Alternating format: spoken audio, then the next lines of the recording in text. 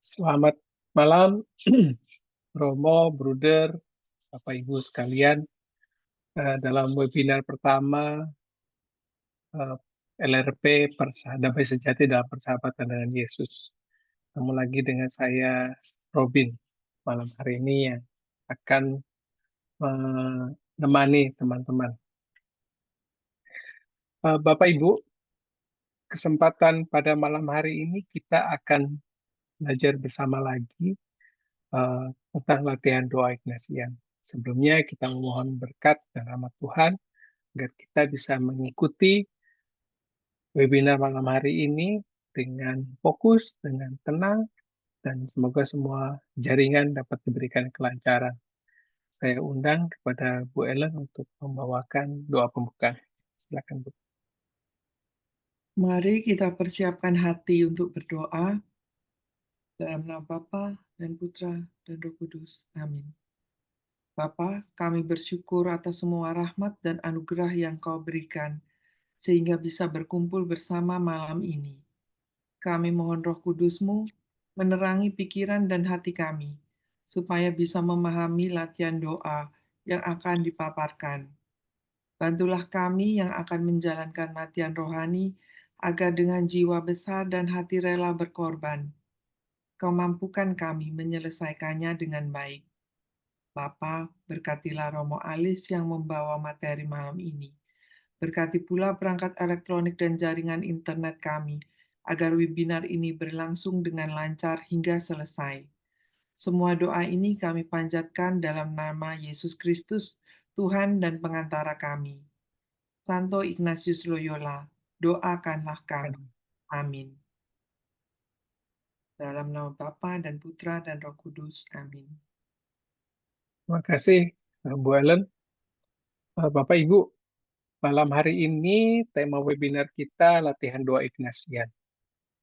Memang kita sudah sering sekali mengikuti webinar dengan tema yang sama, latihan doa dasar pada saat kita semua, ini saya ngomong kita ini karena di dalam peserta modul ketiga ini kan isinya fasilitator semua ya. Kita sudah biasa menemani dan mengikuti latihan doa dasar untuk teman-teman peserta yang mengikuti modul 1, Damai Sejati dalam Kasih Ilahi.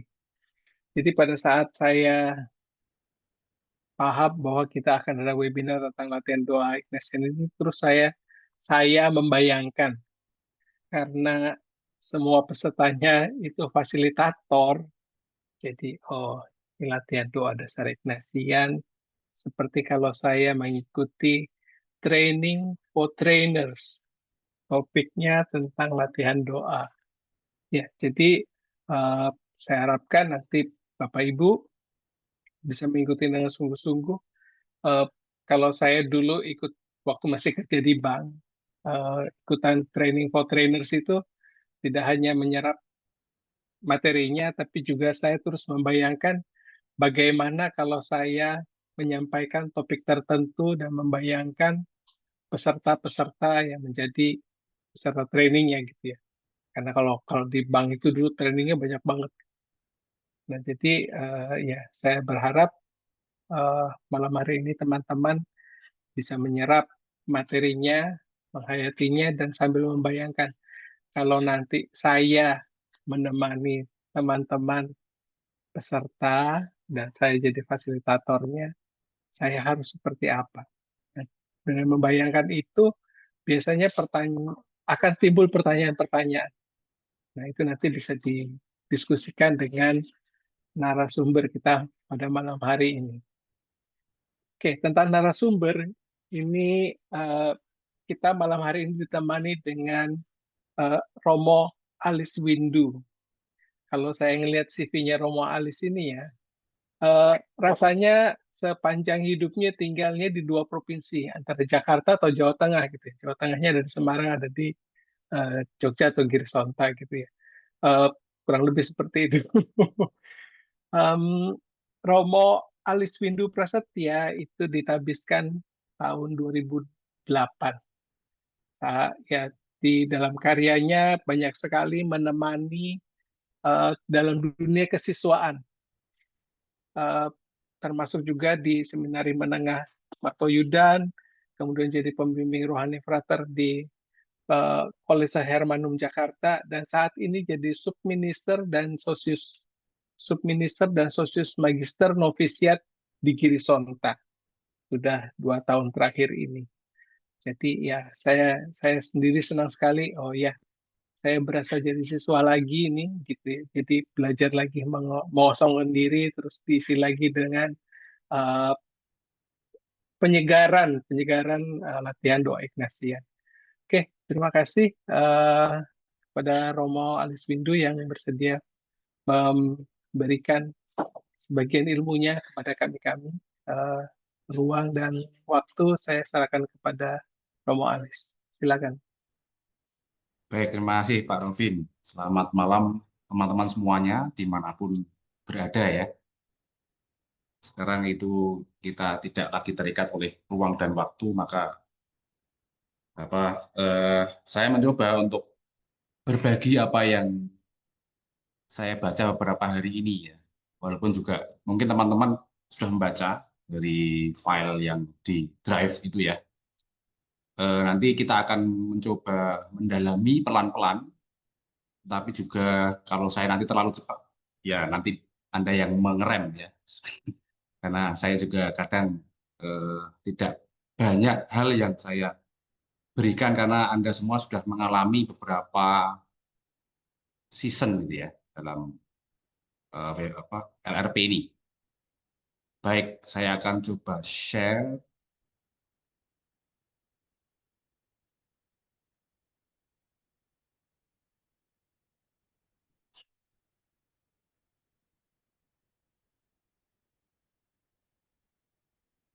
Nah, saya memberi judul meditasi dan kontemplasi dalam doa Ignatian. Memang dari 3 artikel dari Asenbrenner, kemudian Egan dan Walls itu penekanannya nanti masing-masing, tetapi kita akan mencoba mendalami dari sisi metode dan dinamika doa dalam latihan rohani. Nah, kita akan mencoba pertama-tama, karena kita sudah terbiasa dengan latihan rohani, maka saya hanya ingin mengulang sedikit. Dari latihan rohani, nomor 1, itu yang dimaksud dengan kata latihan rohani ialah setiap cara memeriksa hati, meditasi, kontemplasi, doa lisan, dan batin, serta segala kegiatan rohani lainnya yang akan dikatakan kemudian. Nah, ini yang penting untuk kita ingat, ya. Karena nanti di 3 artikel itu akan selalu muncul hal ini. Nah, lalu Ignatius juga menuliskan dalam latihan rohani nomor 21, tujuan latihan rohani adalah menaklukkan diri dan mengatur hidup begitu rupa hingga tak ada keputusan diambil di bawah pengaruh rasa lekat tak teratur manapun juga. Ini yang kemudian nanti juga akan disinggung oleh beberapa penulis dari artikel itu, gitu ya. Nah, lalu latihan rohani nomor 3 ini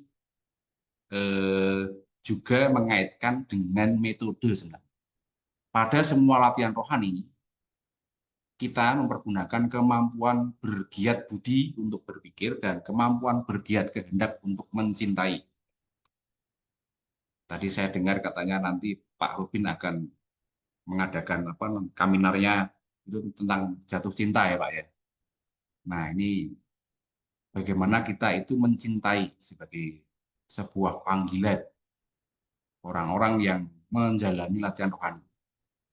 Lalu juga di paragraf kedua, namun kita harus ingat bahwa bila dalam kegiatan berkehendak kita menyapa secara lisan atau batin Allah Tuhan kita atau orang-orang kudusnya, dituntut sikap hormat yang lebih besar daripada bila kita mempergunakan budi untuk mengerti sesuatu. Nah ini yang kemudian nanti terkait dengan apa namanya, aplikasio sensum atau penerapan panca indera dan juga ketergerakan kita.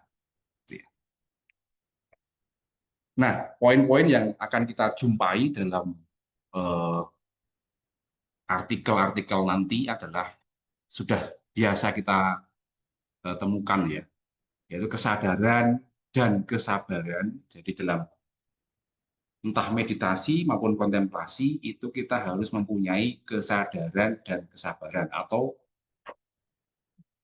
doa-doa itu adalah melatihkan kita untuk sadar dan sabar. Jadi saling timbal balik. Kemudian sarana kesatuan relasi 267 itu saya artikan sebagai relasi Allah dan manusia. Jadi doa kontemplasi maupun meditasi adalah sarana untuk kesana. Lalu yang berikutnya adalah tadi, seperti latihan rohani nomor 21, penaklukan diri, penyangkalan diri, mortifikasio, abnegasio, lalu mengatur hidup. Tujuannya adalah kemerdekaan pribadi atau apa namanya, kemerdekaan batin. Lalu juga kontemplasi dalam aksi, CIA itu ya, contemplativus in actione. Lalu nanti akhirnya terkait dengan finding God in all things. Itu dalam minggu keempat atau ad amorem. Lalu juga poin-poin yang lain adalah soal discernment. Karena doa Ignatian itu syarat dengan discernment, pilihan dan keputusan hidup. Kemudian juga akhirnya yang tidak kalah penting adalah pertobatan atau perubahan hidup itu.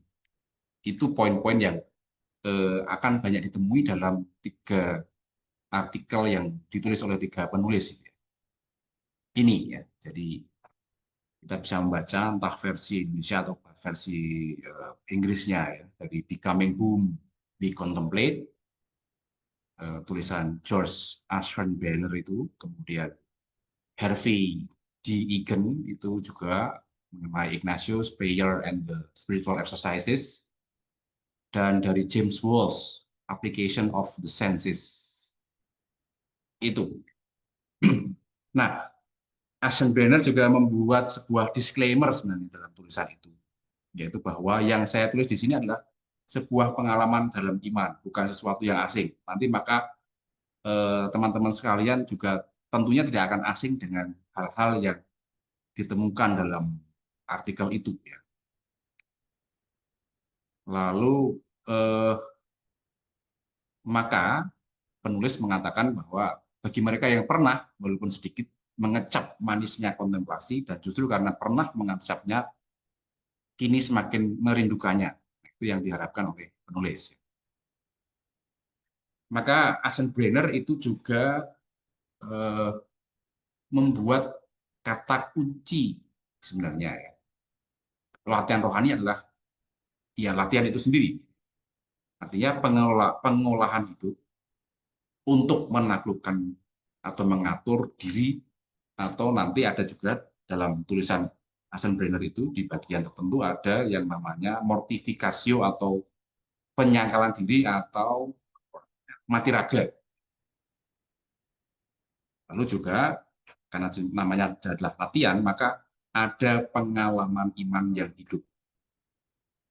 Nah, latihan itu ada 4 hal yang setidaknya saya temukan, yaitu bahan dan metodologi atau cara berjalannya, lalu struktur yang juga akhirnya membuat sebuah kultur, ada tujuan latihan, ada juga dampak dan buah-buahnya. Nah, metodologi kalau menurut Aschenbrenner itu dikatakan bahwa makin jam terbang kita tinggi, makin akan skillful, ya, makin lancar. Dan biasanya kalau sudah mahir, itu ya orang tidak lagi memikirkan secara rumit, ya, tetapi sederhana. Maka pengolahan hidup ada inisiatif dari Allah, misalnya, dan ada usaha manusia. Ada rahmat, ada kudrat. Itu yang kemudian dikatakan oleh Eisenbrenner sebagai seluruh metode doa Ignatian adalah proses perubahan interpersonal dalam iman. Maka kalau Inigo itu mulai pertobatannya di Loyola karena terkena mortir di Pamplona, itu adalah proses perubahan interpersonal di dalam iman. Iman dia adalah seorang Katolik, tentunya juga dia mempunyai tradisi-tradisi dari keluarga dan agamanya yang kemudian diinternalisasikan dalam proses pertobatannya. Nah, ini yang disebut sebagai mati raga atau penyangkalan diri atau mortifikasi. Jadi doa kontemplasi atau meditasi bahkan dikatakan bahwa serious contemplation is always a mortifying experience. Jadi pengalaman berdoa secara kontemplatif itu selalu akan merupakan pengalaman mati raga. Berdoa itu mati raga. Berdoa itu menyangkal diri. Berdoa itu harus mengalahkan ego kita. Tidak ada doa itu yang selalu akan mengumbar hawa nafsu, kan tidak ada. Maka kontemplasi selalu akan merupakan sebuah penyangkalan diri. Wong namanya mau berdoa aja sudah memaksa diri, gitu ya. Apalagi dalam pengalaman-pengalaman selanjutnya. Itu adalah konkret ya. Maka sebagaimana latihan rohani 21 tadi, praktik doa kita adalah penaklukan diri dan mengatur hidup. Lalu juga saya juga dibantu di sini karena saya membantu mendampingi para pranovis dan novis yang ada di Girisonta ini. Latihan rohani itu terkait dengan pengolahan diri, pengolahan hidup yang terus-menerus. Lalu kemarin beberapa waktu lalu mereka juga mengadakan yang namanya Pekan Laku Tapa untuk mempersiapkan diri untuk Retret Agung tanggal 13 November nanti sampai 14 Desember.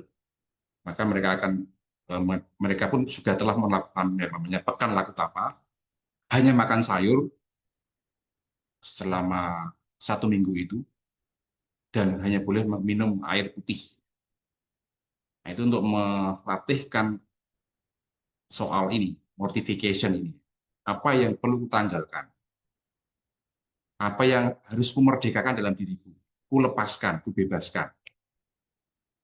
Itulah pertanyaan kita terus-menerus.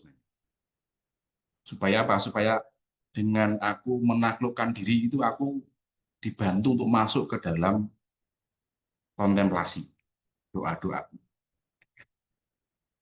Nah, kontemplasi itu juga adalah sebuah proses relasi kita, membantu proses relasi kita antara aku dan Allah. Maka kontemplasi membantu untuk melatih kesadaran dengan hadir sepenuhnya pada yang ku kontemplasikan. Lalu sebagaimana Allah menyatakan diri dalam diri Yesus, manusia Yesus itu, dan Roh Kudus juga yang membimbing setiap insan sampai pada Allah. Maka dalam tulisan Eisenbrenner maupun Igen itu disebut sebagai pengalaman Trinitarian, di mana Ignatius selalu mengarah kepada 3 pribadi itu, Allah atau Bapa, lalu Sang Putra Yesus dan Roh Kudus. Itu dalam latihan rohani selalu akan ada. Nah, latihan rohani sebagai jalan pemurnian atau via purgativa, jalan pencerahan atau via illuminativa, dan juga jalan penyatuan atau via unitiva, maka dalam kontemplasi pun juga sama. Dalam berkontemplasi itu adalah sebenarnya kita mencoba untuk memurnikan diri. Ibaratnya seperti dalam Anda mengikuti misa. Ketika awal ada yang namanya ritus tobat, memeriksa diri atau eksamen. Lalu ketika aku memurnikan diri, kemudian masuk ke dalam liturgi sabda. Di sana kita diberi pencerahan oleh sabda itu sendiri. Nah, setelah kita merenungkan sabda, kita diajak untuk masuk ke dalam misteri selanjutnya, yaitu misteri Allah yang mempersembahkan diri, Allah yang mengorbankan diri dalam salib dan kebangkitannya. Itu adalah via unitiva. Nah, setelah itu, sebagai akibatnya, kontemplasi juga menjadi jalan menuju kehadiran selanjutnya atau karya kita, kerasulan aktif kita. Maka setelah kita mengalami misa, itu kan biasanya kan Anda semua diutus kan itu. Misa sudah selesai, kita semua diutus. Nah, itu adalah apostolik. Maka sebenarnya kalau kita mengibaratkan latihan rohani, langkah-langkahnya atau metodenya itu mirip-mirip dengan Ekaristi. Misa, Anda bayangkan aja seperti Anda misa. Dampak dari kontemplasi. Dari 3 jalan di atas, purgativa, illuminativa, dan unitiva, menjadikan kita dapat melihat segala sesuatu itu baru di dalam Kristus. Itu adalah semboyan atau ungkapan perayaan 500 tahun pertobatan Ignatius itu ya. Melihat segala sesuatu baru di dalam Kristus. Nah, adanya pertobatan atau perubahan hidup yang berakar dalam iman. Itu yang kemudian penting dari dampak kontemplasi itu sendiri. Maka kalau aku itu berdoa, berkontemplasi, pertanyaan bagi kita adalah apakah aku mempunyai perubahan hidup? Apa yang berubah setelah aku berdoa? Atau setelah aku bergulat dengan pengalaman-pengalaman rohani dalam kontemplasi maupun doa-doaku. Itu ya. Buah dari kontemplasi itu adanya kejernihan hati dan keberanian bertindak. Nah, ini yang penting juga. Kontemplasi dalam latihan rohani membantu kita untuk berdiscernment. Nah, bagian mana nanti yang akan merupakan proses discernment, kita akan nanti melihat dari urutan-urutan doa itu. Lalu kita selalu akan menghadapi pilihan dan dituntut mengambil keputusan dalam hidup. Inilah yang kemudian latihan rohani sebagai alat membantu kita di dalam berdiscernment. Berdiscernment berarti juga mencoba untuk merenungkan pergulatan hidupku, pilihan-pilihan yang harus aku buat, dan keputusan yang harus aku ambil. Nah, maka dalam doa Ignatian atau dalam latihan rohani, itu ada yang namanya 2 panji dan pemilihan. Maka melanjutkan proses yang sebelumnya tadi, kepekaan batin ini berpengaruh besar dalam bagian 2 panji dan pemilihan hidup, eleksi dalam latihan rohani. Kita belajar melayani dan mencintai dalam terang pertempuran batin antara 2 cara hidup. Ya, kalau dalam 2 panji itulah panji salib atau panji Yesus dan panji setan atau panjinya Lucifer. Mengapa ini dikaitkan dengan pemilihan hidup? Karena dalam hidup kita, entah memilih hal yang menentukan hidup mati kita atau martabat hidup kita, itu juga ada hal-hal yang harus kita pilih secara praktis, yang tidak sangat fundamental. Entah aku mau memilih warna pakaian, atau aku mau belanja kapan, aku mau setelah bangun pagi itu mau tidur lagi atau mau melanjutkan aktivitas. Nah, itu kan hal-hal kecil. Maka dengan mengadakan diskresi ini, kita diajak untuk melihat dalam diri kita itu 2 tegangan ini. cara berpikir dunia yang berpusat pada diriku, egoku, gitu ya, dan cara berpikir Allah yang berpusat pada kasih. Maka itu yang harus kita lihat. Dan seringkali tegangan ini kan terus-menerus gitu ya, dan tidak selalu akan kelihatan gelap dan terang atau baik dan buruk, tetapi kadang yang terjadi adalah baik dan baik, buruk dan buruk, atau baik dan lebih baik. Kadang seperti itu dalam hidup itu. Dari kontemplasi ke panggilan hidup, eleksio tadi, suasana hati yang diterangi rahmat juga menuntun kita dalam proses pemilihan. Itu seperti yang saya ungkapkan tadi, martabat hidup maupun keputusan yang kecil-kecil sehari-hari. Tanpa kedalaman kontemplatif, kita tidak mampu mengenali atau menanggapi panggilan itu dengan hormat dan kesungguhan. Entah aku mau mengadakan pemilihan, atau kalau di seminari, atau ketika ada frater yang mau eleksi, biasanya kan diadakan retret ya. Entah mau melanjutkan ke jenjang imamat ataupun memilih cara hidup yang lain, itu harus mengadakan proses eleksio ini.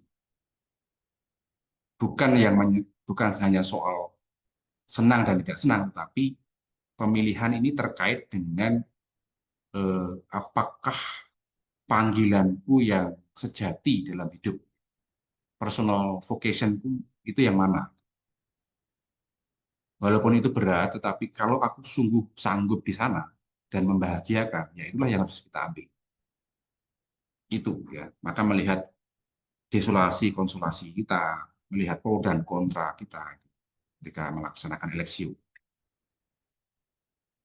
Nah, dalam kontemplasi ada dua gerak yang menyatu, ya. Yaitu ada misteri ke sejarah, ya. Atau dalam latihan rohani itu di minggu kedua kita disodorkan bahan mengenai inkarnasi dan kelahiran, atau inkarnasi dan nativity, gitu ya. Maka gerak yang pertama adalah dari misteri ke sejarah, berarti dari atas ke bawah yang saya buat di sini ya. Lalu kalau dalam kelahiran, dari sejarah ke misteri. Itu. Maka dua gerak yang menyatu, ya, yang selalu ditulis yang oleh Arsene Brenner itu diberikan contoh mengenai, karena ini kan fokusnya di minggu kedua, maka contohnya adalah latihan rohani mengenai inkarnasi dan latihan rohani mengenai kelahiran. Nah, di sanalah tiga pribadi itu mengutus pribadi kedua untuk menyatu raga dengan manusia, maka menyejarah dalam hidup kita. Maka ada sisi apostolik dalam hal doa atau kontemplasi di minggu kedua itu. Ketika Allah Bapa itu mengutus putranya turun ke dunia untuk menyelamatkan manusia, di sana perutusan itu dimulai untuk masuk di dalam sejarah keselamatan itu sendiri, sejarah manusia. Maka ada ungkapan bahwa sejarah Allah adalah sejarah hidupmu. Nah, maka kalau dalam gerak di tambahan saya, dalam gerak tulisan Injil Yohanes, Yesus yang dari atas turun ke bawah, menyatu raga dengan manusia dan kehidupan manusia itu, setelah kebangkitan, dia akan menarik kita semua ke atas lagi. Jadi dari sejarah menuju ke misteri keselamatan, menuju kepada Allah kembali. Jadi itulah yang disebut sebagai misteri dan sejarah, dua gerak yang menyatu. Misteri dalam kehidupan sehari-hari. Di sana dikatakan oleh penulis bahwa jiwa yang apostolik atau misioner akan memiliki satu, mata batin yang tajam dan peka, dua, indera rohani yang halus. Maka dalam kesibukan dan kerumitan hidup kita belajar bukan menemukan ya, tapi Allah membiarkan kita membiarkan Allah menemukan diriku. Jadi ada dua nuansa yang agak berbeda sebenarnya. Kalau kita kan selalu biasa dengan apa finding God in all things. Ini kan sebenarnya dari terjemahan Inggris ya, Anglo-Saxon ya. Tapi kalau dalam ungkapan yang asli dari tradisi Ignatius, bahasa Spanyol itu kan Neo-Latin. Sebenarnya eh, apa namanya, finding God in all things itu lebih pada membiarkan Allah menemukan diriku dan aku berjumpa dengan Allah. Maka ada ungkapan lebih pada perjumpaan, encounter itu. Lalu ritme cara hidup yang menyatu, contemplativus in actione, tindakan menjadi doa, doa menjadi tindakan. Ini tadi adalah eh, yang saya ungkapkan di awal tadi. Apakah doaku itu memperkaya dan mengubah caraku bertindak? Dan sebaliknya, apakah caraku bertindak memperkaya doa-doaku?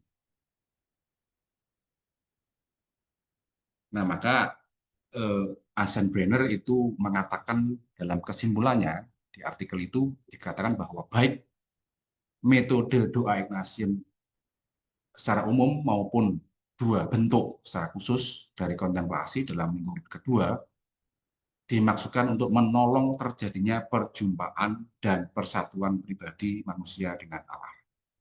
Nah, tadi ya. Jadi dia hanya menyebutkan bahwa metode dan bentuk dari kontemplasi itu atau doa Ignatian yang kontemplatif itu adalah sarana untuk membantu kita berjumpa dan bersatu dengan Allah. Itu yang pertama-tama dia simpulkan. Lalu yang kedua, Allah selalu bekerja di dalam hati setiap manusia. Kontemplasi membantu kesadaran kita mengakui dan menghidupi jati diri kita. Itu siapakah kita dan untuk apa kita itu hidup. Lalu di sana sebenarnya ada unsur keterarahan kita pada sang penisah. Maka kontemplasi itu atau kontemplare itu hanya dari dua kata, cum dan templum. Cum itu with atau bersama atau dengan, templum itu adalah tempel, kenisah atau bait Allah. Nah, maka cum templum atau kontemplasi di dalam tradisi Ignatian ini adalah bersama sang kenisah itu sendiri. Maka disebutkan bahwa becoming whom we contemplate. Jadi aku bersama dengan atau menjadi dengan seperti yang kukontemplasikan. Karena kita memasuki misteri kabar gembira itu dalam Injil itu. Itu memasuki tulisan Igen, pendekatan Igen itu agak sedikit berbeda, tetapi ada hal yang nanti mirip, yaitu bahwa Igen itu melihat Ignatius sebagai seorang mistikus. Itu tesisnya dalam tulisan Igen.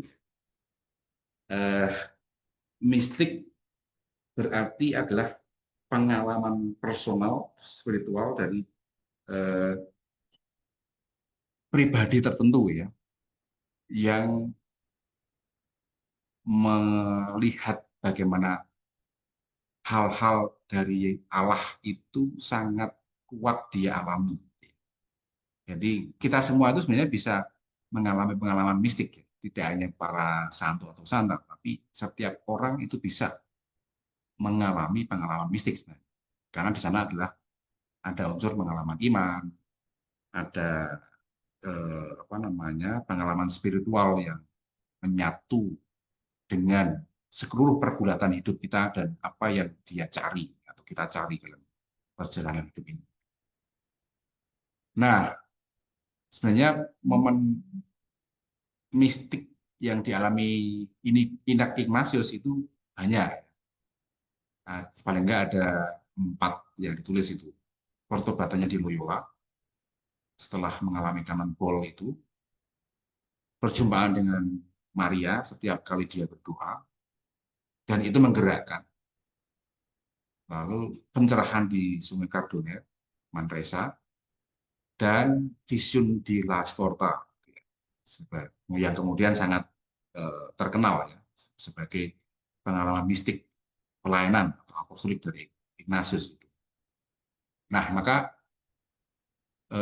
sebenarnya indikator pengalaman mistik yang dialami Ignatius itu apa sih? Maka Egan melihat dalam jurnal rohani Ignatius, di sana ada cinta Ignatius yang sangat trinitarian,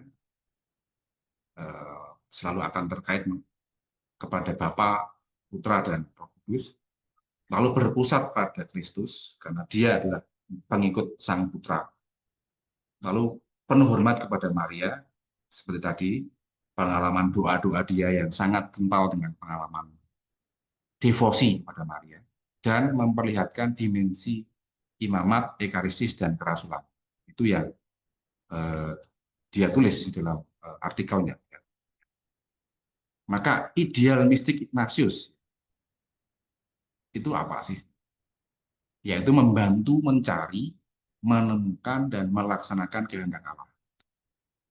Nah, itulah yang kemudian sangat kuat di dalam unsur latihan rohani. Mencari, menemukan, dan melaksanakan kehendak Allah. Karena itulah Ignatius disebut sebagai mistikus di dalam kerasulan atau pelayanan. Itu ya. Nah, di dalam sejarah itu ada kontroversi mengenai pengalaman mistik Ignatius dan latihan rohani tentunya. Lebih-lebih abad ke-17 ya. Ignatius disebut sebagai mistikus yang menghabiskan waktu panjang untuk berdoa. Tapi dalam prakteknya juga ia itu melarang para pengikutnya atau para Yesuit atau entah itu skolastik dan imam itu untuk tidak menjalankan hidup doa yang berlama-lama. Itu yang kemudian pernah memicu krisis besar ya dalam Serikat Yesus di abad ke-17. Karena Ignatius sendiri pernah mengalami bahwa kesehatannya itu rusak akibat mati raga yang berlebihan. Kemudian dia menekankan pada pemerdekaan diri. Dari apa? Dari cinta diri, dari kehendak sendiri, dan kepentingan pribadi. Lalu yang ditekankan adalah menuntut ketaatan yang cepat dari para Yesuit, bukan siksaan tubuh, bukan mati raganya yang fisik itu, tetapi adalah bagaimana ketaatan itu sebagai pelepasan atau memerdekakan diri dari egoisme. Nah, maka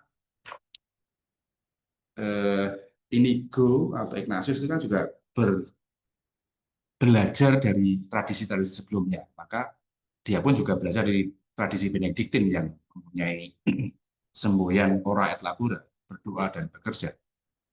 Atau dari para Dominikan yang mempunyai semboyan contemplata alis tradere, atau mereka itu menyebutnya sebagai membantu sesama dengan hasil kontemplasi mereka. Maka mereka berkhotbah. Ordo pengkhotbah ini kan banyak. Mereka juga berdoa, berkontemplasi, dan apa yang dia kontemplasikan dari Injil, dari bacaan-bacaan rohani, itu dibuat khotbah dan diwartakan kepada banyak orang. Maka semboyannya adalah contemplata aliis tradere. Lalu yang ketiga adalah Yesuit sendiri menghasilkan, atau Ignatius lewat sebenarnya contemplative in action itu dari Nadal yang mencoba menggali atau menyuarakan ide Ignatius, yaitu contemplativus in actione, menjadi kontemplatif di dalam kerasulan atau dalam aksi itu sendiri. Doa sebagai kehidupan, bukan kegiatan yang terpisah. Nah, ini yang juga penting ya.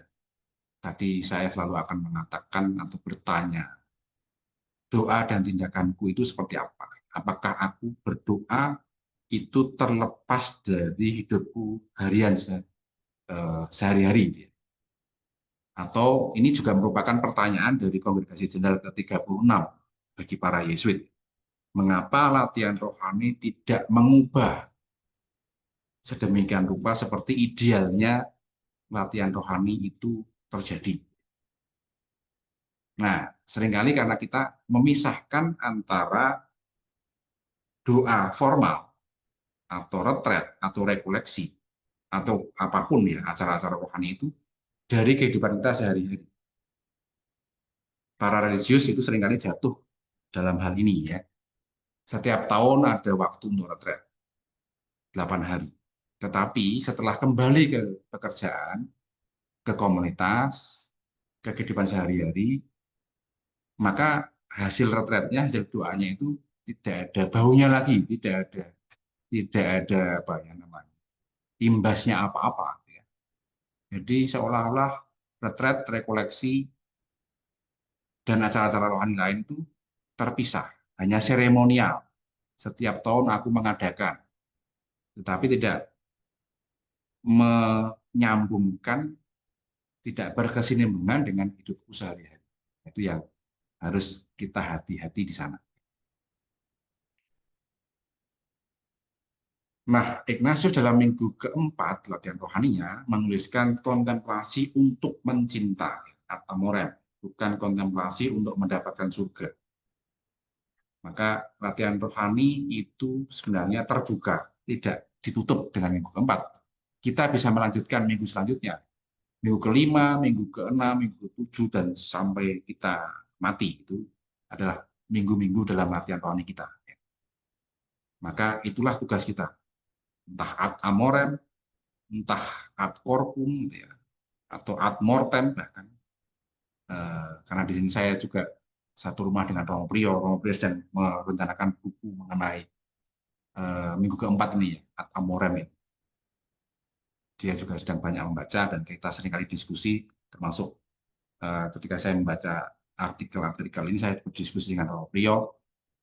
Maka ad amorem ini juga adalah hal yang sebenarnya merangkum seluruh perjalanan latihan rohani. Karena bagi Ignatius pengalaman mistik yang sangat sangat kuat dan penting adalah di dalam karya itu sendiri, di dalam aksi itu sendiri. Maka contemplativus in actione itu. Dalam latihan ini kita mohon rahmat untuk menjadi seorang kontemplatif dalam tindakan agar mampu menemukan Tuhan dalam segala, agar mampu menyediakan diri bagi Tuhan supaya aku ditemukan oleh Dia. Nah, itu paradoks dalam latihan rohani Ignatius. Nah, Ignatius itu sebenarnya menemukan bentuk baru, tetapi nanti dalam tulisan dari tulis selanjutnya itu dia tidak membuat latihan rohani itu sebagai sesuatu yang sangat baru. Bahkan dia itu memasukkan juga unsur-unsur stoik ya dalam latihan rohaninya, karena tradisi pemikiran abad pertengahan, abad 16 itu juga sangat kuat dengan stoa ya, tradisi stoa dalam pemikiran stoa, termasuk nanti dalam eksamen itu banyak dipengaruhi oleh pemikiran stoa, mengevaluasi diri, itu kan stoa. Lalu juga tadi seperti tradisi Benediktin, tradisi Dominikan, itu adalah hal-hal yang diramu oleh Ignatius dalam latihan rohaninya. Nah, maka bisa dipahami bahwa hal ini menimbulkan pertentangan oleh zaman itu ya. Apalagi dengan kaum Dominikan. Dominikan kita tahu bahwa mereka adalah ordo yang sangat identik dengan inkuisisi ya, atau apa namanya, polisi apa namanya kalau sekarang itu garis kerasnya dia, garis kerasnya gereja pada zaman itu, termasuk yang mengadili atau memenjarakan Inigo sebelum dia itu bisa menuliskan latihan rohani. Nah, di abad ke-17 memang ada anti-mistisisme dan pendukung mistisisme. Gitu ya. Maka Ignatius di abad sebelumnya sebenarnya juga dia berhati-hati di dalam berbicara mengenai tingkatan-tingkatan dalam doa. Bahkan kalau kita membaca Yohanes dari Salib ataupun juga Teresa dari Avila, itu kan mereka juga sangat ditentang oleh ordonya Karmel, karena mereka mengalami pengalaman mistik ini juga. Nah, maka Ignatius lebih menekankan pembedaan roh di sini, discernment, yaitu untuk apa? Untuk menyediakan diri bagi rahmat Tuhan. Sikap-sikap batin yang membuka ruang bagi rahmat mistik bagi Ignatius itu lebih ke bebas dari segala kelekatan, rendah hati dan menyangkal diri, lalu membiasakan mengingat kehadiran Allah, lalu peka terhadap dorongan Roh Kudus. Jadi ini yang lebih pada sikap batin yang menyediakan diri bagi rahmat mistik, gitu. Bagi Ignatius adalah itu. Nah, ini sejarah pro dan kontra tadi. Maka ketika ada pro dan kontra mengenai latihan rohani, spiritualitas yang dilahirkan oleh Ignatius, itu Jenderal Merkurian pada waktu itu membuat sebuah deklarasi pelurusan gitu ya, mengenai mengeluarkan surat resmi kepada seluruh serikat menegaskan bahwa Yesuit bukan ordo kontemplatif. Mereka tetap setia pada doa meditatif seperti dalam latihan rohani dan konstitusi.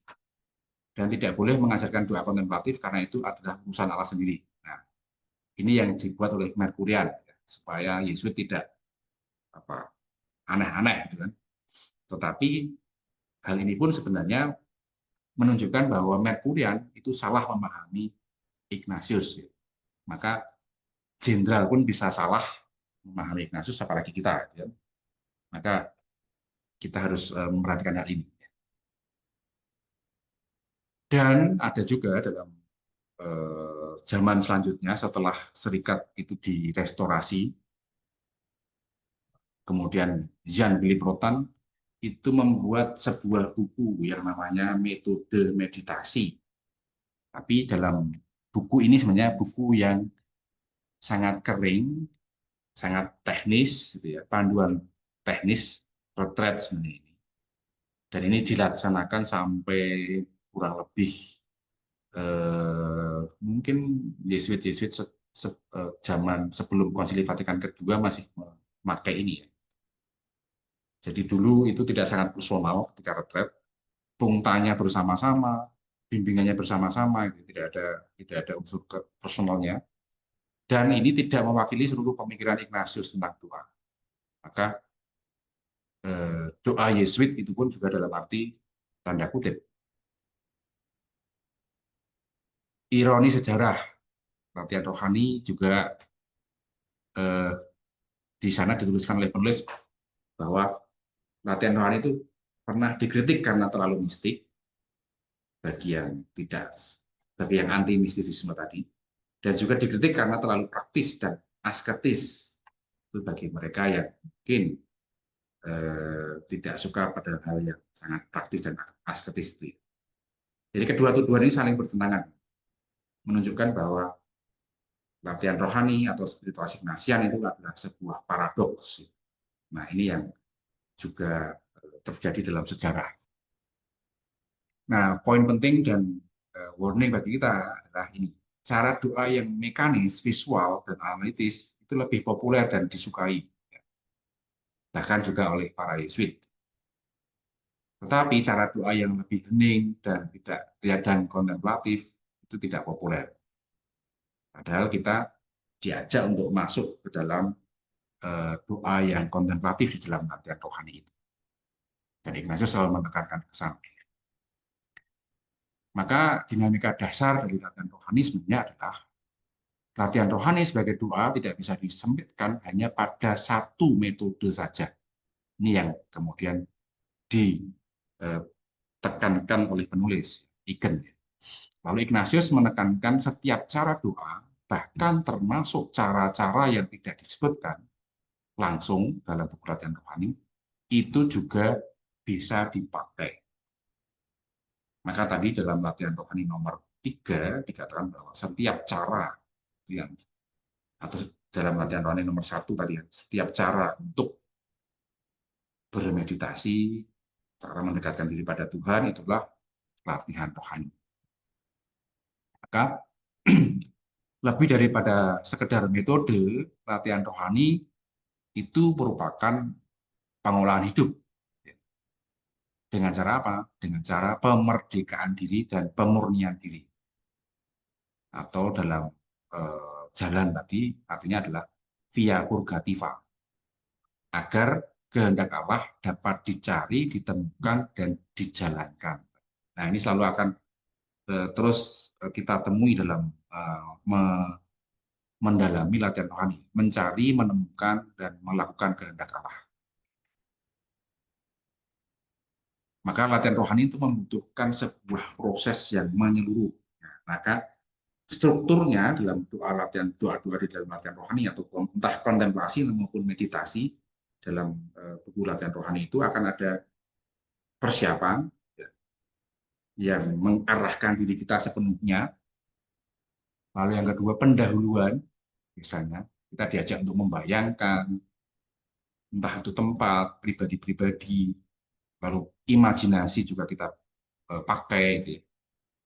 Lalu yang kedua juga biasanya pendahuluan yang lain adalah memohon apa yang sungguh diinginkan, atau rahmat yang kumohon itu apa, atau it quod follow itu apa yang kukehendaki. Entah kesedihan bersama Kristus atau sukacita bersama Kristus, gitu ya, kalau dalam minggu ketiga dan keempat.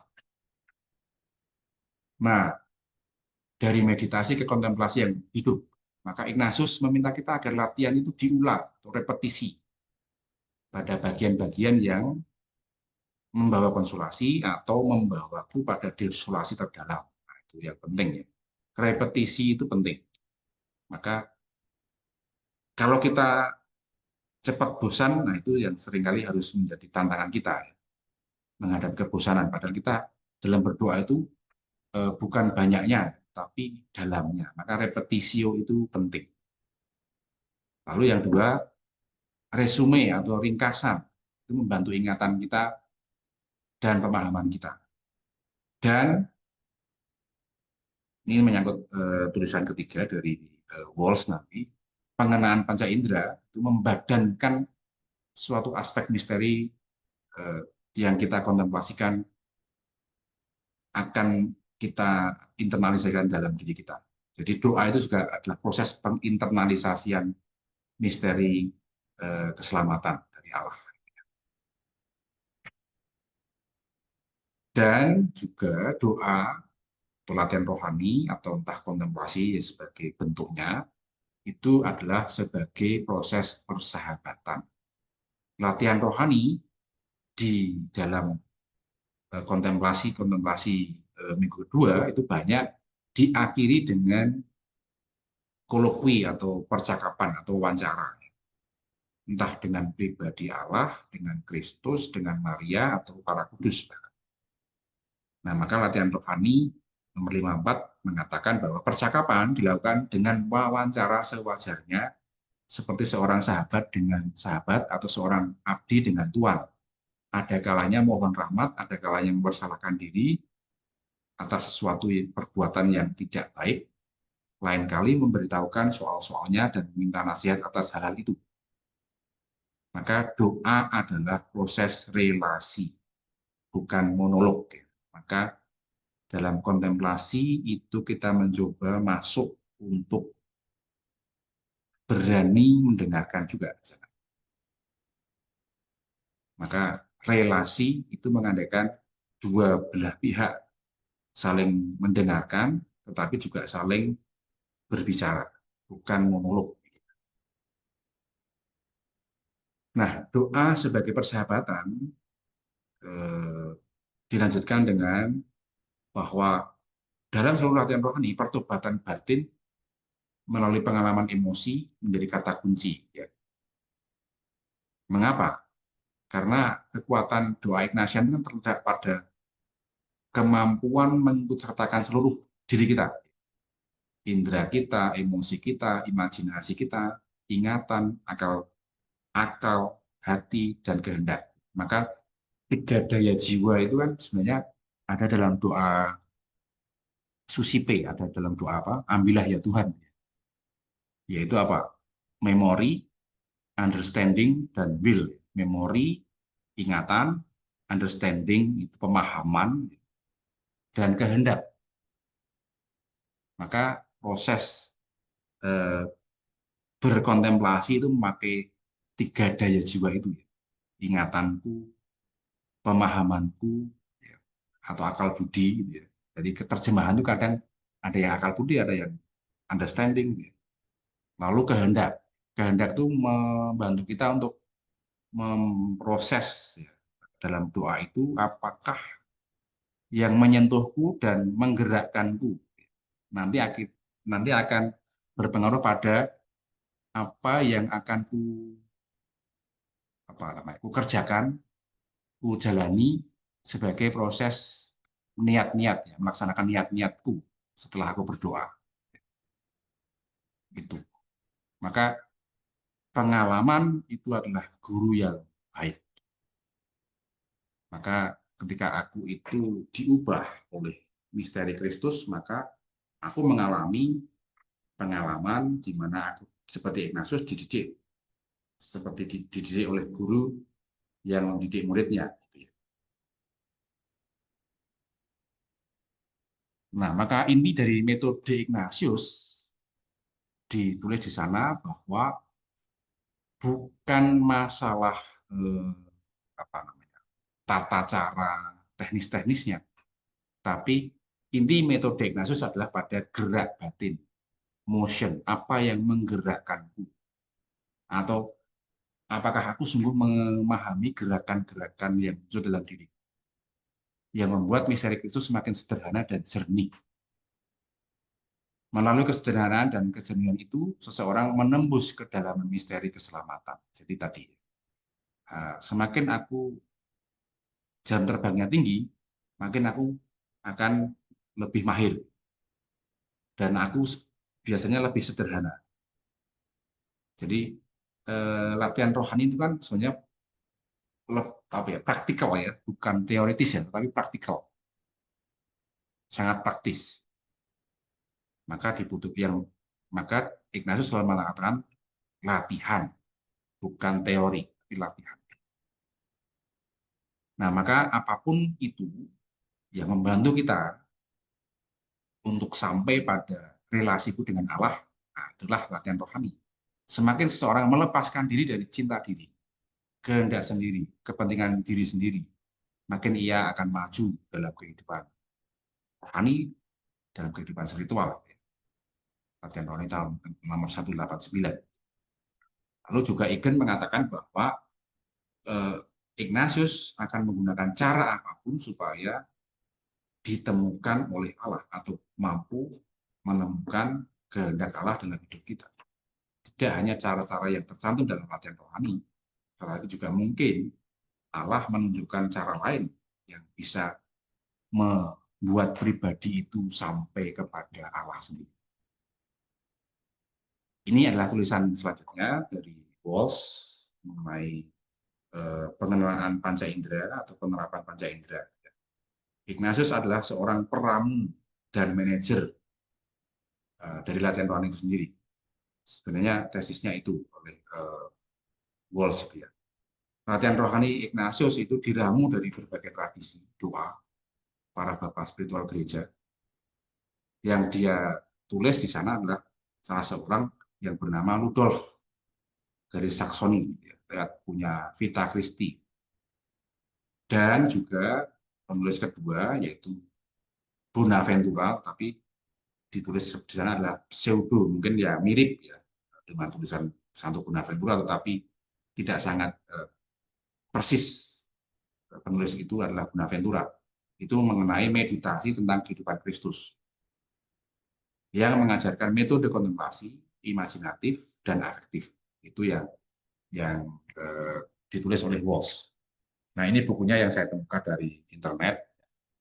Yang satu adalah karangan Ludolf de Saxonia atau Ludolf dari Saxony tadi, dan Vita Christi. itu karangan Bonaventura, tetapi disebutkan oleh Walsh itu pseudo Bonaventura. Nah, maka penerapan panca indera itu terkait dengan kesadaran, yaitu untuk melatih kesadaran penuh memasuki kontemplasi, entah awal, tengah, dan akhir. Maka oleh Rudolf Saxonia itu dikatakan sebagai Memoria Christi, yang oleh Ignatius itu disebut sebagai penerapan panca indera. Jadi ketika kita itu mengingat hidup Kristus, kita juga masuk di dalam misteri kehidupan Tuhan sendiri dengan seluruh diri kita, maka memakai indera jiwa kita, yang dimaksud itu. Nah, maka tradisi-tradisi selanjutnya sebelumnya itu juga mempunyai yang namanya Lectio Divina, Meditatio, itu ada ya. Baik itu Benediktin, baik itu Dominikan, Fransiskan, Karmel, itu juga mempunyai. Maka Rahib Benediktin juga selalu akan mempunyai waktu untuk membaca Lectio atau Legere itu, Meditatio, lalu Oratio. Jadi membaca, lalu meditasi, kemudian berdoa, ya, Oratio. Lectio Divina itu adalah bacaan rohani yang membantu proses kontemplatif secara keseluruhan, yaitu membaca, berpikir, meditasi, dan berdoa. Lalu setelah meditasio itu ada kontemplasio. Nah, itu adalah cara-cara dari tradisi rohani sebelumnya. Ignatius menambahkan dimensi yang lebih lagi, yaitu dimensi apostolik. Maka pengetahuan batin mengenai tentang Tuhan yang akhirnya membuat saya lebih mampu mengasihi Dia dan mengikuti Dia. Itu yang selalu dikatakan oleh Ignatius. Conocimiento interno del Señor para que la más le ame y le siga, itu adalah selalu dikatakan dalam latihan rohani. Agar aku mampu mengasihi dan mengikuti Dia. Maka oleh penulis dikatakan perlu yang namanya ketahanan, bertahan. Perlu yang namanya ketidak terburu-buruan, gitu ya, tidak tergesa-gesa. Maka ada dua istilah yang saya pakai, sabar dan sadar, atau sadar dan sabar. Karena melalui pemahaman, pengertian batin, lalu kesadaran dan kesabaran itu dibutuhkan. Itu. Nah, maka penerapan panca indera dimaksud supaya membantu memasuki Injil yang hidup tadi. Membantu kita untuk bersama dengan Sang Kanisah, templum. Ya. Itu yang dimaksud. Mengapa kita perlu memakai panca indera kita, supaya hidupku yang menyeluruh ini menyatu raga dengan Sang Kanisah sejati dalam doa. Tidak hanya sebagai penonton. Kita bukan nonton bioskop, tapi kita masuk di dalam kisah Injil yang hidup itu. Nah, maka dalam latihan rohani nomor 238 sampai 260 itu tentang cara berdoa di minggu keempat, itu ada 3 cara. Cara pertama itu mengenai 10 perintah Allah, 7 dosa pokok, daya jiwa, dan panca indera. Maka panca indera ada di cara doa yang pertama. Cara kedua, meresapkan sedalam-dalamnya arti kata dari sebuah doa. Jadi berdoa dengan mengulang-ulang kata. Ini. Dan cara ketiga, berdoa dengan rima. Rima itu ya entah nadanya atau kayak puisi gitu ya, secara bisa dipakai. Maka Ignatius memakai 2 cara khusus untuk melatih diri dalam metode ini ya, berkaitan dengan kelima indera tubuh. Cara satu, memeriksa menggunakan kemampuan-kemampuan itu, lalu mencari kesalahan dan kekurangannya. Dan cara satu ini juga cocok bagi yang tidak berpendidikan. Jadi 10 perintah Allah itu 7 dosa pokok, daya-daya jiwa, panca indera itu kan sebenarnya membantu mereka yang tidak bisa membaca menulis. Lalu cara kedua, menempatkan kita dengan teguh dalam konteks doa yang menyatukan via Unity tadi, yang tepat untuk minggu keempat. Minggu keempat kan minggu untuk menyatukan diri dengan Allah yang bangkit, Tuhan yang bangkit, yang sudah mulia, dan kita diajak untuk mengalami konsolasi bersama dengan Tuhan. Itu latihan, saya menambahkan latihan rohani 240 tentang siapapun yang mengingini meniru Kristus Tuhan kita adalah menggunakan inderanya, hendaknya ia menyerahkan diri kepada Allah yang Maha Mulia. Lalu setelah mempertimbangkan setiap indera, hendaknya ia berkata, mohon rahmat kepada Allah Tuhan kita agar dapat mengerti manakah pelanggaran-pelanggaran yang telah kulakukan terhadap ke-10 perintah, juga mohon rahmat dan pertolongan agar selanjutnya dapat memperbaiki diri, mohon pengertian sempurna atas ke-10 perintah, supaya aku dapat lebih baik mentaati dan lebih memuliakan dan memuji Allah yang Maha Agung. Itu. 248 sifatnya iluminatif, ya, mencerahkan, dan unitif juga, menyatukan. Yang ingin meneladani Kristus Tuhan kita dan menggunakan indera-inderanya, baiklah menyerahkan diri kepada keagungan ilahi dalam doa persiapan. Maka kontemplasi itu mengarah kepada penyatuan diri, unitiva, supaya apa? Supaya aku dapat lebih mengikuti atau meneladan, sehingga aku bersama dengan Sang Kenisah sejati, yaitu Kristus, cum templum. Dan latihan 130 bukan petunjuk tambahan mengenai keterarahan kita dan kesadaran kita untuk mengabdi dan mengikuti Kristus. Jadi tambahannya diungkapkan demikian, segera sesudah bangun akan kubayangkan kontemplasi yang akan dilakukan dengan keinginan untuk lebih mengenal Sang Sabda yang menjadi daging guna mengabdi dan mengikutinya dengan lebih baik. Selalu akan dikatakan oleh Ignatius, agar aku lebih mengabdi dan mengikutinya, agar aku lebih mencintai dan mengikuti dia. Itu selalu akan diungkapkan oleh Ignatius dalam latihan rohani. Dan ini mistik apostolik yang saya tangkap dari tulisan Walsh dengan metode pengenaan panca indera itu. Satu adalah panggilan, merupakan cara manusia pertama yang paling langsung untuk hadir bagi yang lain. Orang itu dipanggil atau memanggil orang lain. Ya. Yang kedua, kemudian akan balik ke kehadiran imajinatif, diresapi rahmat sakramental, sebagaimana dalam Ekaristi itu ya. Lakukanlah ini untuk mengenangkan aku. Maka menghasilkan kehadiran yang lebih total bagi Kristus. Dalam pengenaan panca indera kan kita lebih hadir secara total. Lalu yang ketiga, tanggapan timbal balik yang berulang dari kehadiran kontemplatif, di mana sabda sungguh didengar. Didengar berarti disimpan dan dihargai. Jadi dengan panca indera ada pendengaran, ada penglihatan, ada penciuman, ada peraba, ada pencecap. Di sana kita hadir dengan total. Dia yang diutus oleh Bapa untuk menghadirkan kembali Bapa pada semua orang. Kita juga dipanggil untuk menghadirkan kembali kepada semua orang tentang Bapa itu. Dan itulah yang namanya bagi Ignatius adalah kehadiran apostolik di dalam latihan rohani atau kontemplasi kita.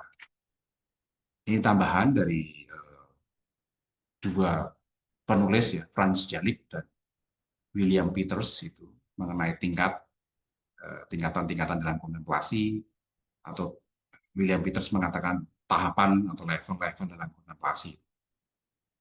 Yang pertama, Jalik mengatakan memandang dengan indera luar. Yang kedua, memandang dengan indera dalam. Tingkatan ketiga adalah ad amorem, memandang dengan batin, memandang dengan hati terdalam penuh iman. Nah, kalau William Peters mengatakan bahwa ada pendahuluan, ada kesinambungan, kemudian dengan mendengar, melihat, mengamati. Di dalamnya juga ada wawancara, rupium, sejajar dengan rahmat yang dimohon sebenarnya. Kalau di awal itu ada apa yang kumohon, nah dalam diwawancara atau kolokium sebenarnya kita mengecek apakah yang kumohon di atas akhirnya juga kuungkapkan di dalam wawancara, entah kepada Bapa, kepada Putra, atau kepada Maria. Lalu yang keempat adalah pengenaan panca indera. Jadi pengenaan panca indera itu untuk membantu kita lebih hadir secara total. Ini buku yang mungkin bisa Anda baca, bukunya ya bahasa Indonesia yang bawah itu, Kontemplasi Latihan Rohani Santo Ignatius Loyola, ya. Latar belakang, kontroversi, metode, dan penerapan sehari-hari. Itu di Canisius juga ada. Lalu dari bukunya Romo Sardi mungkin ada yang sudah punya ya. Instrumen-instrumen latihan rohani menyediakan diri baginya. Itu juga mengenai metode, mengenai beberapa unsur sejarah latihan rohani dan kontemplasi, dan sebagainya. Itu dari saya, apa yang bisa saya bagikan. Mungkin kita bisa saling tanya jawab gitu ya, atau berbagi. Terima kasih. Terima kasih banyak atas paparannya, Romo Alis.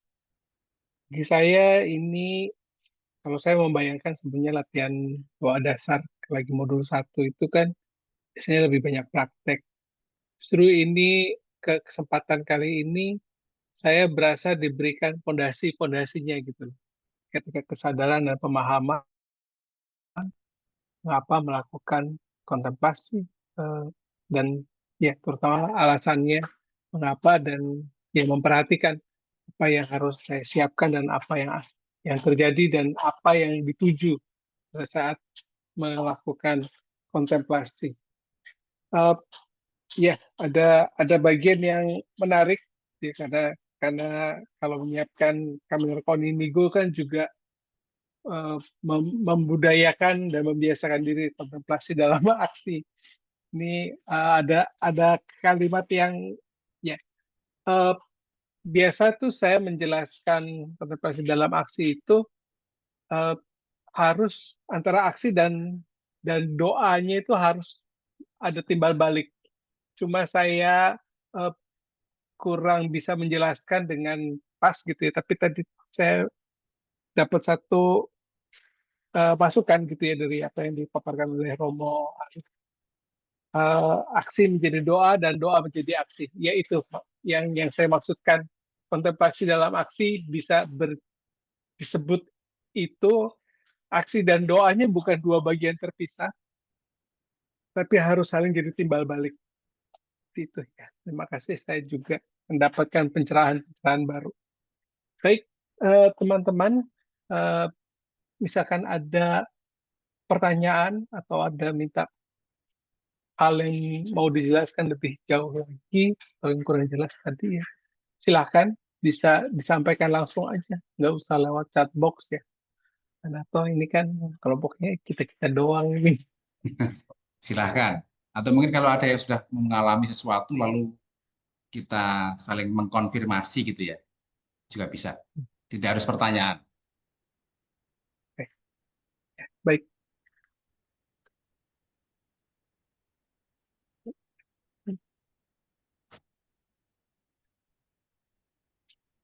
Silahkan, itu ada yang tunjuk jari. Ya, silakan, Si Yuli. Oh, mau tanya. Dulu kan saya sempat ikut anotasi 19. Ya. Selesainya hampir 9 bulan. Ya, Bu. Setelah itu saya masih terus pakai bacaan harian. Tapi terus saya berhenti karena tiba-tiba saya bisa merasa orang itu mau meninggal. Terus lihat macam-macam gitu ya. Terus pas ketemu Romo Marwan di Jakarta, saya tuh cerita. Terus Romo Marwan bilang, iya tapi itu kan bisa jadi roh jahat yang membuat kamu tuh supaya nggak mau doa gitu ya. Akhirnya saya doa lagi mau. Tapi balik lagi. Dan saya takut gitu loh. Jadi selama ini walaupun saya pengurus, tapi saya tuh jarang sekali melakukan latihan rohani karena saya takut itu kembali lagi gitu. Gimana ya Mo ya? Ya, setiap orang itu kan punya kepekaannya masing-masing ya. Lalu juga punya yang namanya latar belakang masing-masing ya. Nah, saya nggak tahu mengapa ada atau muncul sebuah fenomena dalam diri Anda mengenai bisa mendengarkan, bisa melihat, gitu ya. Lalu mengarah kepada sebuah ketakutan. Nah, ini yang harus diperhatikan. Maka kalau tadi tanggapan Romaran seperti itu, ya bisa jadi ke sana. Salah satunya adalah apa namanya godaan dari roh jahat untuk menjauhkan kita untuk tekun dalam berdoa. Tapi juga perlu dilihat adalah tadi proses pengolahan diri tadi ya. Latihan rohani sebagai proses pengolahan diri atau pengolahan hidup ya. Karena di sana juga ada unsur bahwa ketika aku masuk dalam doa secara apa namanya Ignatian ya, entah itu berkontemplasi, entah itu meditasi, biasanya kita juga akan diajak untuk flashback juga. Flashback melihat pengalaman-pengalaman masa lalu, atau juga biasanya ketakutan itu kan ada dua hal, ya, dua dimensi kalau saya lihat. Ketakutan akan masa lalu, atau ketakutan akan masa depan biasanya. Nah, orang yang takut itu biasanya masuk ke sana. Takut akan masa lalu, atau takut akan masa depan. Nah, biasanya itu harus kita merdekakan dulu. Merdekakannya dengan cara apa? Ya dengan cara melihat lebih jauh, lebih dalam, apa sih yang sebenarnya ku alami ini. Apakah murni sebuah talenta kepekaan kita untuk sangat peka dengan apa ya penglihatan-penglihatan seperti itu, atau ada sesuatu yang lebih dalam arti situasi masa laluku seperti itu ya, atau apa. Jadi ketika saya eh, beberapa kali ini mendampingi eh, orang yang retret agung atau retret 8 hari atau 3 hari, biasanya saya mendengarkan pergulatan mereka dulu. Entah ketakutannya, desolasinya, rasa syukurnya apa. Gitu. Nah, biasanya muncul juga saya mengajak untuk menuliskan dulu sejarah hidupnya. Nah, dari sejarah hidup itu kita tahu, paling enggak.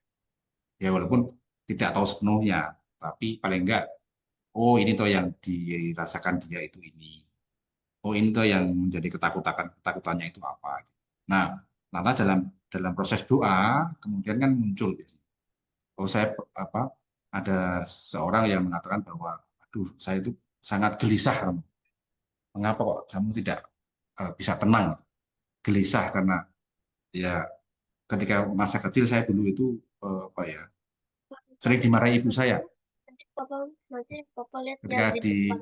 apa namanya dimarahi ibu saya, lalu ada unsur-unsur eh, trauma ketika ibu marah itu apa cenderung kayak membentur-benturkan kepalanya sehingga anaknya takut.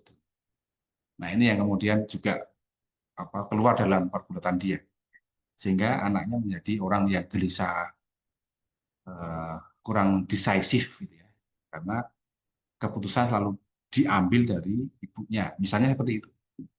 Dan saya sangat sangat hati-hati dalam hal ini karena proses latihan rohani kan bukan hanya sekedar spiritual ya, tapi juga ada unsur psikisnya juga, psikologi yang harus dikenali, diterima, kemudian dipeluk ya, memeluk kerapuhan kita itu juga penting.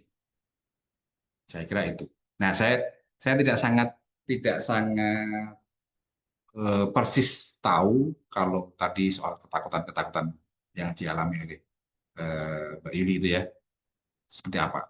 Tapi kalau itu muncul, maka yang perlu dibuat adalah dimasuki lagi, lebih berani ya. Karena kita harus memerdekakan diri dari ketakutan juga kan. Latihan rohani kan sana. Artinya aku mau nggak atau mampu nggak menaklukkan diriku yang dihadapkan pada ketakutan-ketakutan itu. Itu sih sementara jawaban saya. Jadi dicoba lagi, kalau Hmm. muncul lagi anggaplah itu gift gitu ya, Romo Ya, Ali. ya, bisa. Ya, itu saya kira. Kalau yang kilas balik ke belakang itu sudah pernah dilakukan waktu anotasi. Saya waktu itu dengan Romo Derajat Susilo, Romo. Oke, oke. Ya, ya. Dipeluk aja, selain itu kita menerima diriku gitu ya, yang memang punya sesuatu itu. Dan kalau itu memang membuat kita takut, cemas, dicoba untuk diterima pelan-pelan. Walaupun ini tidak mudah, karena kan yang namanya latihan rohani kan tidak sekali jadi, ya. Atau pengolahan hidup kan tidak sekali jadi, bahkan sampai kita akhirnya membujur di liang kubur itu baru selesai kan. Baik, terima kasih Romo. Ya, sama-sama. Oke, Tadi ada yang di chat kayaknya ya. ya ini dari, oh ini tanggapan dari Pak Rudi mungkin dari atas pertanyaan si Yuli ya. Hmm. Mungkin ada yang mau membagikan pengalamannya? Oh iya, silakan Pak Abe. Iya, Pak Robin, terima kasih Pak Robin. Ya Romo, saya bertanya boleh Romo ya? Jadi Silahkan. begini Romo, saya setelah kontemplasi gitu ya, itu sering mengalami suatu ilusi ya Romo ya. Dan ilusi ini gitu ya, kadang gitu ya, ini membawa insting saya nih berupa firasat gitu ya. Dan kadang juga berupa intuisi. Dan saya melihat gitu ya. Jadi saya mau menanyakan nih bagaimana cara kita gitu ya untuk menilai atau melihat ilusi ini. Apakah ini dari roh baik atau roh jahat gitu. Kadang begini juga Romo. Kadang juga saya juga setelah melihat mengalami ilusi ini gitu ya. Itu saya merasakan kekeringan rohani gitu loh. Kadang saya tapi ya walaupun tetap kering ya, saya tetap berdoa, saya usahakan seperti itu. Ya. Jadi nggak mengalami sukacita lah seperti itu. Ya. Itu gimana Romo untuk mengatasi ini gitu. Ya, pertama-tama begini Pak Abi ya. Berdoa itu jangan mencari sukacita saja, itu pertama. Ya, Iya, yang harus diingat. betul Lalu yang Romo. kedua adalah dalam proses doa, kontemplasi atau meditasi itu seringkali kan kita mempunyai yang namanya gangguan, lanturan-lanturan itu juga harus Iya. diperhatikan. Maka yang namanya persiapan, doa persiapan itu kan sangat penting. Maka Inigo mengatakan dalam latihan rohani, coba kamu berdiri di hadapan tempatmu yang kamu akan dipakai untuk doa selama 1 kali Bapa Kami misalnya. Itu kan untuk persiapan, menyediakan batin kita. Ya. Lalu baru kita masuk, mungkin duduk gitu ya, atau berlutut terserah, carilah posisi yang nyaman bagi Aman Anda. ya. Kemudian setelah itu mungkin di sana kita juga masih melakukan lanjutan persiapan. Supaya apa? Supaya aku lebih fokus. Persiapan itu berarti kan menyediakan diri untuk lebih sadar dan sabar tadi dengan diriku. Nah, ini yang seringkali dilupakan ya. Aku pengen segera selesai ya, kan? Itu hati-hati, itu juga termasuk kesalahan metodologi ya, di sana. Sehingga membuat kontemplasiku menjadi buyar atau mungkin banyak ilusi atau banyak gangguan, banyak lanturan itu ya. Itu biasanya di sana. Maka ketika itu terjadi, biasanya saya meminta kepada retretan atau yang saya bimbing itu coba diulang lagi. Diulang Oh, lagi. ya. Atau kalau di tengah-tengah terjadi yang namanya tadi lanturan, tapi masih disadari, maka tambahlah waktunya. Supaya apa? Supaya aku mengembalikan lagi pada track kontemplasiku. Gitu ya. Misalnya aku merenungkan bacaan hari ini, gitu ya, Yesus makan dengan orang berdosa, lalu dikritik oleh para orang Farisi dan orang Saduki, itu ya, atau ahli Taurat tadi. Wah, dia kok membela orang berdosa, makan dengan orang berdosa, gitu kan. Nah, tiba-tiba ada lanturan, aku tempatnya di restoran misalnya. Lalu aku kumpul-kumpul dengan temanku. Nah, itu kan Ya. jadi kayak ada semacam pantulan yang mengganggu. Nah, itu aja. Maka tadi yang ketiga ini soal manakah itu gangguan dari roh jahat, manakah itu yang memang insight gitu ya. Nah, maka dilihat aja dari proses awal, tengah, dan akhir. Ignatius selalu menekankan metode itu. Kalau awal baik, tengah baik, lalu selanjutnya baik, ya itu roh baik. Kalau awalnya baik, di tengah-tengah tiba-tiba ada gangguan, lalu saya diajak untuk tidak tekun dalam proses kontemplasi, lalu di akhir saya buyar, nah itu ya jelas godaan. Itu sih Pak. Oke, Itu. baik, makasih Romo. Berarti tetap Iya, kita harus mengulanginya lagi Romo ya? iya, tidak apa-apa. Tidak apa-apa ya? Tidak apa-apa. Oke, baik, terima Bahkan kasih itu Romo. lebih merupakan mortifikasi tadi. Itu adalah penyangkalan diri. Oh, Itu iya, kontra azere tadi Pak Rudi menuliskan. iya, Itu ya. Karena apa? Kalau kontemplasi ya kan adalah mortification tadi. Semakin aku berkontemplasi dengan mendalam, semakin aku harus mampu untuk menyangkal diriku. Menyangkal diri ya tidak tergesa-gesa. Misalnya, kalau aku ingin selesai berdoa cepat-cepat ya, cobalah bertahan, sabar, lebih pelan-pelan, tahap demi tahap gitu ya. Itu sih biasanya. baik Romo. Terima kasih Romo. Sama-sama. Oke, semoga cukup menjelaskan Pak Abe. Iya. Baik, Bapak Ibu, apakah masih ada lagi yang ingin bertanya atau mungkin berbagi pengalaman?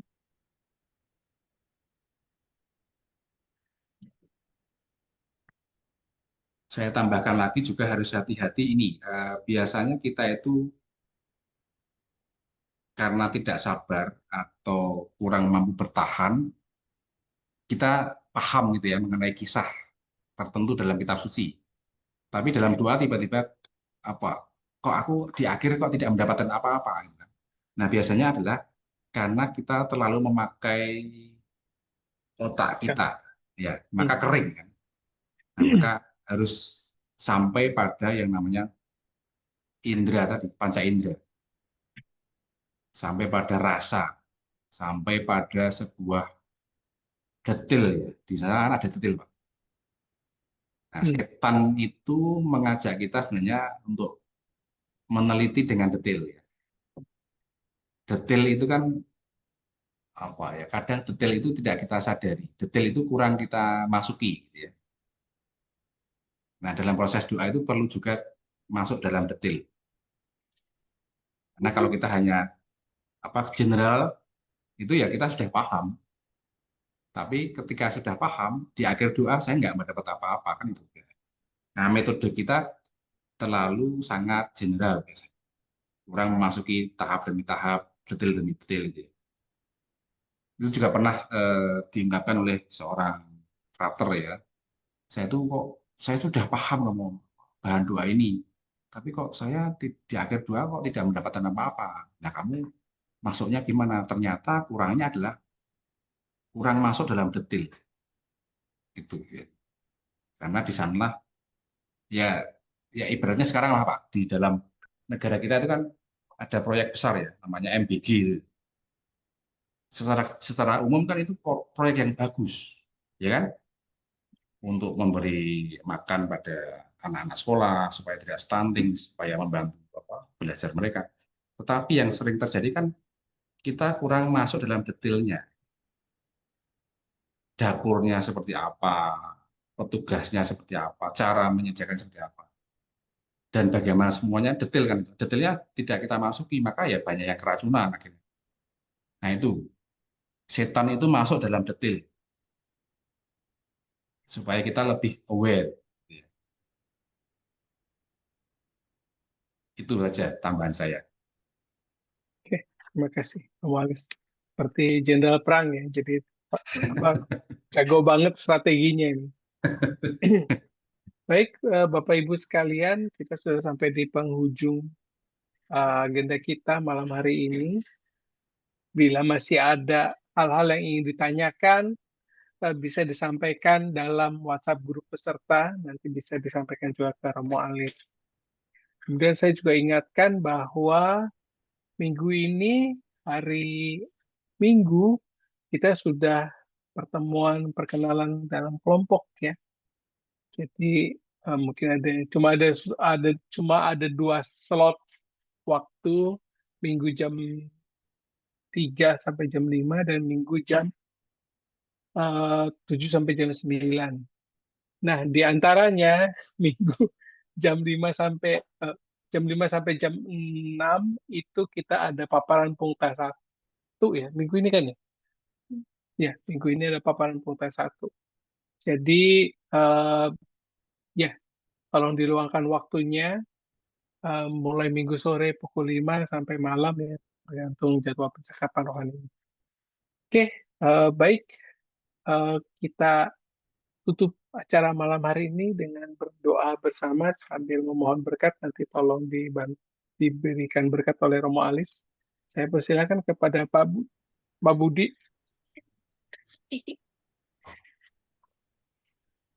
Mungkin foto dulu Pak Robin. Oh ya, silakan. Doa. Siapa yang akan bantu ambil foto? Oke, Selamat saya malam bantu ambil. Romo dan teman-teman semua. Mari kita syukuri apa yang kita telah terima daripada Romo Alis sebentar tadi. Dan kita masuk ke dalam doa penutup. Silakan Pak Robin. Share Kita foto dulu. foto dulu ini. Ya, mungkin saya bantu foto Pak Robin. Oh iya, silakan, Mbak. Ya, teman-teman bisa membuka kameranya. Yang belum dibuka bisa dibuka dulu. Di tempat saya ada 2 layar. Saya mulai dari yang pertama. 1, 2, 3. Kemudian layar kedua. 1, 2, 3. Oke, terima kasih.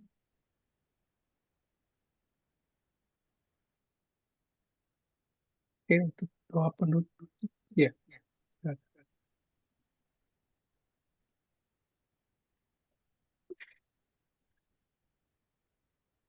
Kita masuk ke dalam doa penutup.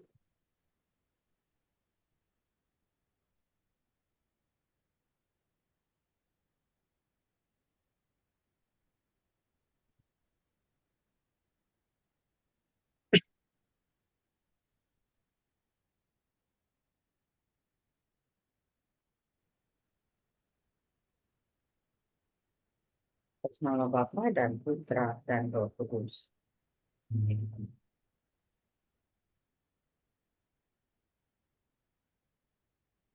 Allah Bapa yang sangat baik, syukur dan terima kasih atas bimbingan dan tuntunan untuk menerima rahmat damai sejati sebagai sahabat-Mu. Anugerahkanlah kepada kami dambaan yang besar untuk mengenal-Mu dan mengalami kebenaran tentang diri-Mu, ciptaan-Mu, diri kami dan relasi kami dengan-Mu. Bantulah kami agar siap membuka diri bagi-Mu dan karya-Mu dengan jiwa besar dan hati rela berkorban. Kami persembahkan seluruh ingatan, pemahaman, kehendak, kebebasan, dan segala yang kami miliki, agar Engkau gunakan seturut kehendak-Mu yang Maha Kudus. Tuntunlah kami untuk masuk dalam keheningan yang dalam, kaya, dan penuh rahmat, di mana tiada satupun yang dapat mengalihkan perhatian kami dari kehadiran-Mu. Kami mohon agar Engkau menyatakan diri-Mu kepada kami dalam 4 minggu mendatang ini, dan mengobarkan diri kami dengan syukur, cinta, dan pujian. Tunjukkanlah kepada kami jalan yang membuat kami dapat mengabdi Engkau dengan lebih baik, demi kemuliaan-Mu yang lebih besar. Bersama Santo Petrus Faber, kami berdoa. Tuhan, Tunjukkanlah jalan-jalan-Mu dan ajarilah kami, karena Engkau adalah Allah Sang Juru Selamat kami. Bunda Maria, doakanlah kami. Santo Ignatius Loyola, Doakanlah kami. semua ini kami pinta dari-Mu Bapa demi Kristus, Tuhan dan pengantara kami. Amin. Mohon berkat melalui Romo Alis Tuhan bersamamu. dan bersama Roh.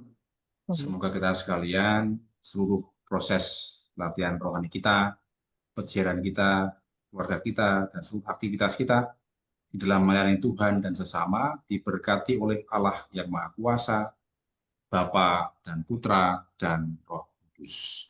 Amin. Terima kasih Terima Romo. kasih. Terima kasih Romo Alis, terima kasih Terima kasih Bruder, semuanya. Bapak Ibu sekalian. Ya, Sampai Terima jumpa kasih hari Romo. ini. terima kasih. Terima kasih Romo Alis. Terima Terima kasih kasih. Romo Alis. Selamat malam Sampai semuanya. jumpa. Selamat malam. Terima kasih. Izin live. Romo, terima kasih banyak. Sama-sama, terima kasih. Mbak Siska, Mbak Mika, Robin, Mbak Robin. Terima kasih semuanya ya. Dah. Selamat malam, selamat selamat istirahat, malam selamat semuanya. ulang Terima tahun. kasih. Mbak Erin, oh iya makasih. Selamat ulang tahun, Mbak Makasih. Mika. Meru, selamat malam Meru. Iya. Dia heboh. Siapa yang ulang tahun? Siapa yang ulang tahun? Mana kuenya? Mana kuenya? Itu bilang. Oh enggak ya. Kuenya virtual ya. Iya ya, ulang tahunnya. Udah didapat berkat Oke. tadi sama Romo Apa Alis. kata? Oh, Terima kasih, selamat malam, Yuk, selamat istirahat. malam ya. selamat malam. Selamat semuanya. bye-bye. Terima kasih. Selamat. Teman-teman Bye. juga Iya, terima terima kasih. kasih. Recordingnya belum mati nih. Oh, dimatikan dulu.